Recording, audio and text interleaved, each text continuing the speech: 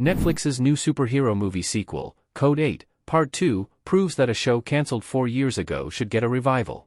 With the number of Marvel and DC movies and TV shows, superhero fatigue has grown immensely.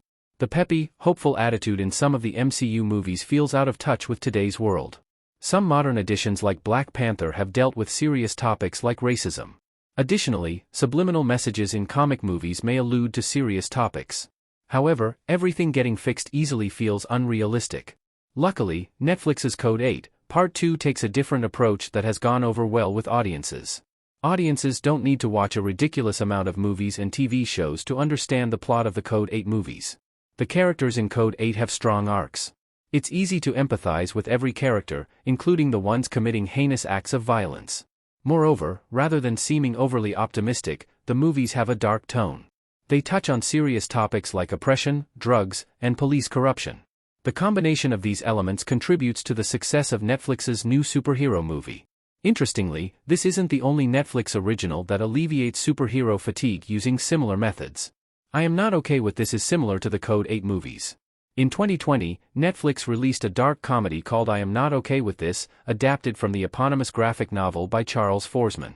The series follows a teenager named Sid Novak who discovers that she has telekinesis that bursts out of her whenever she's upset. Unfortunately, even though they greenlit Season 2, the showrunner revealed that Netflix cancelled I Am Not Okay With This primarily due to COVID-19. The streamer also compared the series to Stranger Things, setting an impossibly high standard. However, the similarities to the Code 8 movies indicate that now is the time for a revival. Superpowers are exceptionally rare in I Am Not Okay With This, even more so than in Code 8 and Code 8, Part 2. Like many of the young powers in the Netflix movies, Sid finds herself terrified of her own abilities in the drama series. Both stories include characters discovering themselves and gaining confidence even when society says they shouldn't.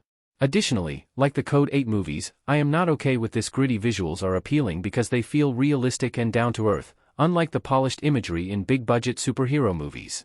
All these parallels are appealing.